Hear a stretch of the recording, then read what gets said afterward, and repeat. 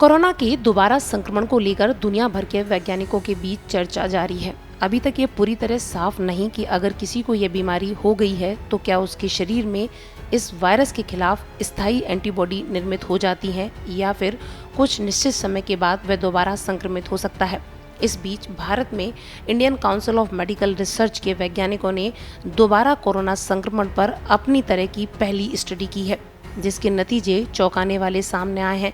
ICMR ने इस शोध के लिए जो तरीका अपनाया है वह अपने आप में अनूठा है।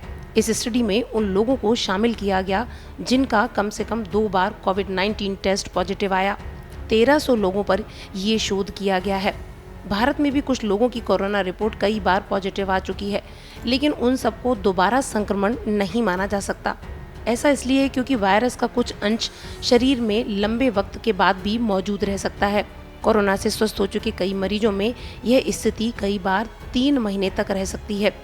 यूं समझ लीजिए कि ऐसे लोगों में सिर्फ टेस्ट में कोरोना वायरस की मौजूदगी का पता चलता है, लेकिन वास्तव में वह न तो उस व्यक्ति को दोबारा बीमार करने लायक होता है, न ही वह व्यक्ति किसी दूसरे को संक्रमित कर सकता है।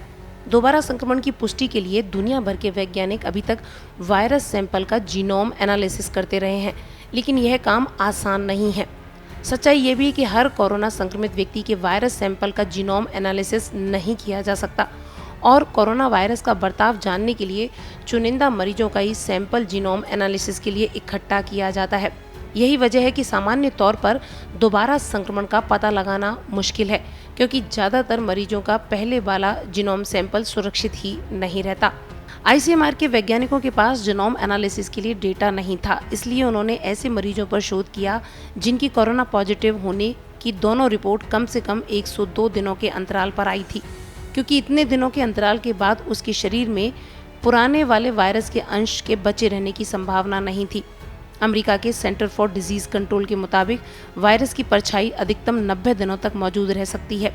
अपनी शोध की प्रामाणिकता के लिए भारतीय वैज्ञानिकों ने सिर्फ उन्हीं मरीजों को चुना जिनकी कोरोना रिपोर्ट 102 दिनों के बीच में कम से कम एक बार भी निगेटिव आ चुकी थी।